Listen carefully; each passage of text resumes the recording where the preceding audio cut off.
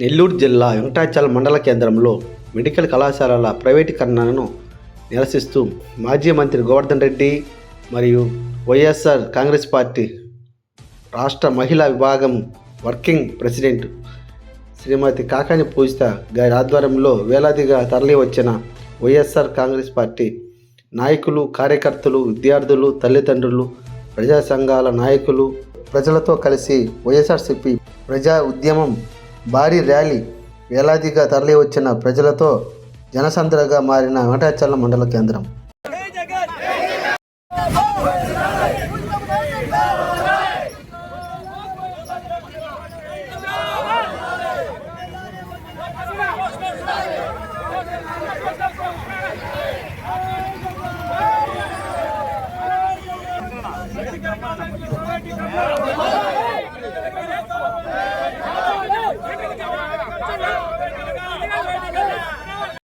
Congress party అధ్యక్షులు, మాజీ ముఖ్యమంత్రి వర్యులు, మా నాయకుడు వైఎస్ జగన్మోహన్ రెడ్డి గారి పిలుపు మేరకు రాష్ట్ర వ్యాప్తంగా ప్రతి నియోజకవర్గాల్లో కేంద్రాల్లో ఈ ర్యాలీ నిర్వహిస్తున్నాం.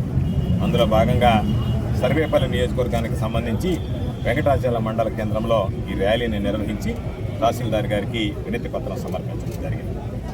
ముందుగా ఈరోజు ఈ కార్యక్రమానికి వేలాదిగా తరలి వచ్చి ఈ ప్రజా ఉద్యమ ర్యాలీలో పాల్గొని జయప్రదం చేసినటువంటి వైఎస్ఆర్ కాంగ్రెస్ పార్టీ నాయకులు, కార్యకర్తలు, నా కుటుంబ సభ్యుల్లాంటి సర్వేపల్లి నియోజకవర్గ ప్రజలు, విద్యార్థులు, తల్లిదండ్రులు, మేధావులు, విద్యావేత్తలు, ప్రజా సంఘాల నాయకులు, పౌర హక్కుల సంఘాల నాయకులు, దీనితో మాతో పాటు కలిసి వచ్చినటువంటి ప్రతి ఒక్కరికి, మీడియా మిత్రులకి ముందుగా పేరు పేరున హృదయపూర్వకమైనటువంటి ధన్యవాదాలు తెలియజేస్తున్నాను.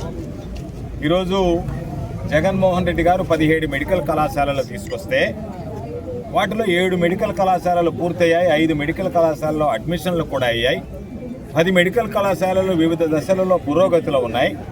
అటువంటి నేపథ్యంలో చంద్రబాబు నాయుడు గారు ఈరోజు 10 మెడికల్ కళాశాలను ప్రైవేటీకరణ చేయాలనేటువంటి దుర్మార్గం.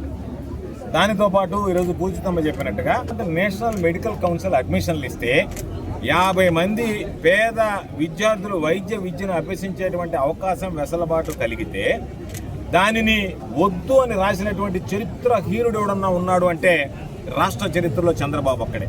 అంటే కాలేజీ పూర్తయ్యి ప్రభుత్వం కాలేజీ నడపడానికి సిద్ధపడి నేషనల్ మెడికల్ కౌన్సిల్ కూడా అన్ని రకాలైనటువంటి ఆధారాలు ఉన్నాయి, అన్ని వసతి సదుపాయాలు ఉన్నాయి, దీనికి 50 సీట్లు మేము కేటాయిస్తున్నాము, 50 మందికి ప్రవేశం కల్పించండి అంటే వాళ్ళ వైద్య విద్య అంటే పేదవాడి కుటుంబాలలో వైద్య విద్యను అభ్యసించాలి, మా బిడ్డ డాక్టర్ కావాలనేటువంటి ఆశల మీద నీళ్లు చల్లినటువంటి దౌర్భాగ్యమైనటువంటి పరిస్థితిలో ఈరోజు ఆంధ్ర రాష్ట్రంలో చూస్తున్నాం.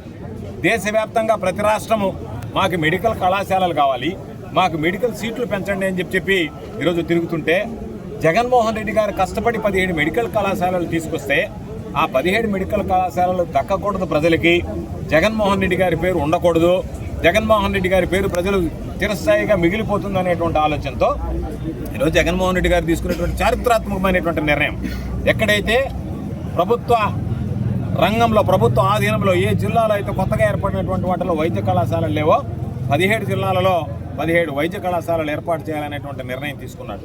మిగతా దగ్గర ప్రభుత్వ రంగానికి సంబంధించినటువంటి వైద్య కళాశాలలు ఉన్నాయి.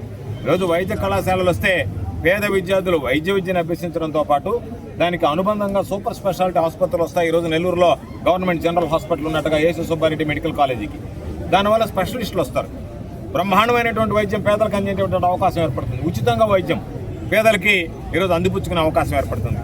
ఇన్ని రకాలైనటువంటి ఆలోచనలు చేస్తే ఈరోజు నేను అనేక రకాలైనటువంటి సంక్షేమ కార్యక్రమాలు అమలు చేస్తానని, పేదలకు జగన్మోహన్ రెడ్డి గారి కన్నా ఎక్కువగా సంక్షేమం ఇస్తానని చెప్పి ఈరోజు మాటలు చెప్పి ఈరోజు ఒక పక్క వాటిని ఎగ్గొట్టి ప్రజల సొమ్ము, మన సొమ్ము, మన ఆస్తి అయినటువంటి ఈరోజు మన హక్కు అయినటువంటి ఈరోజు మెడికల్ కళాశాలల్ని కేవలం 100 రూపాయలు ఎకరాకి, 850 ఎకరాలుంటే 1000 కోట్ల రూపాయలు విలువ చేసేటువంటి దాన్ని 100 రూపాయలు ఎకరాకి ఇచ్చేస్తానని చెప్పి ఈరోజు చంద్రబాబు నాయుడు చేస్తున్నటువంటి దుర్మార్గం అనేటువంటి ప్రయత్నం, తన స్వార్థ ప్రయోజనాల కోసం ఈ రాష్ట్ర ప్రజల, పేదల ప్రయోజనాలను తాకట్టు పెడుతున్నాడు. కాబట్టి దానికి నిరసనగా ఇప్పటికే కోటి సంతకాల సేకరణ కార్యక్రమాన్ని ప్రారంభించాం. కోటి సంతకాల సేకరణ కార్యక్రమానికి సంబంధించి సర్వేపల్లి నియోజకవర్గంలో 60,000 మందికి ఈరోజు మీరు 60,000 మంది సంతకాలు చేయండి అంటే 60,000 మంది పూర్తి చేసి మరో 40,000 దాదాపుగా 1,00,000 సంతకాలు ఈరోజు సర్వేపల్లి నియోజకవర్గం నుంచి ప్రజలు స్వచ్ఛందంగా పాల్గొనేటువంటి పరిస్థితి ఏర్పడిందంటేనే వైఎస్ఆర్ కాంగ్రెస్ పార్టీ ఈరోజు ఈ రాష్ట్రంలో, ఈ జిల్లాలో, ఈ సర్వేపల్లి నియోజకవర్గంలో ఎంత బలమైనటువంటి శక్తిగా ఎదగగలిగింది అనేటువంటిది ప్రత్యేకంగా చెప్పాల్సినటువంటి అవసరం లేదు. కాబట్టి కోటి సంతకాల సేకరణ అనేటువంటిది ఉద్యమ రూపం.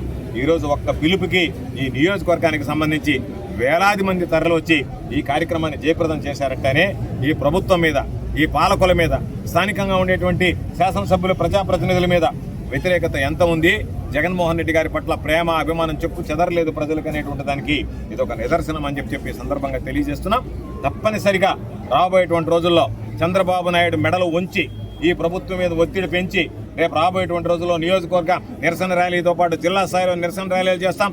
ఆ తర్వాత రాజ్యాంగాధిపతి అయినటువంటి జగన్మోహన్ రెడ్డి గారు గవర్నర్ గారిని కలిసి ఈరోజు రాజ్యాంగాధిపతి అయినటువంటి ఆయనని ఈరోజు మొత్తం ఏదైతే మేము కోటి సంతకాలు సేకరిస్తున్నామో నియోజకవర్గాల వారీగా అవన్నీ కూడా తీసుకువెళ్ళి ఆయన ఆధీనంలో గవర్నర్ గారిని కలిసి మీరు జోక్యం చేసుకుని చంద్రబాబు నాయుడు చేస్తున్నటువంటి ఈ అవినీతి కార్యక్రమాలకు అడ్డుపడండి. ఈరోజు కేవలం తన అవినీతి సంపాదనకు కక్కుర్తిపడి ప్రజా ప్రయోజనాలను తాకట్టు పెడుతున్నాడు అని చెప్పి చంద్రబాబు నాయుడు మీద ఒత్తిడి పెంచడానికి అన్ని రకాలైనటువంటి ప్రయత్నాలు చేస్తున్నాం. ఈరోజు జగన్మోహన్ రెడ్డి గారు అధికారం ఉన్నా లేకపోయినా, అధికారం ఉన్నప్పుడు ఏ విధంగా వ్యవహరించాడో అంతకన్నా జాగ్రత్తగా వైఎస్ఆర్ కాంగ్రెస్ పార్టీకి సంబంధించినటువంటి శ్రేణులను ఎన్ని రకాలైనటువంటి ఇబ్బందులు పెడుతున్నా ఈరోజు ఒక కార్యక్రమం ఏర్పాటు చేస్తే ఆ కార్యక్రమానికి సంబంధించి మేము రిప్రజెంటేషన్ ఇస్తాం తహసీల్దార్కి అనుకంటే దానికి సంబంధించి ప్రజలు స్వచ్ఛందంగా పాల్గొంటే ఈ ప్రభుత్వానికి వచ్చినటువంటి నష్టం ఏమిటో తెలియదు.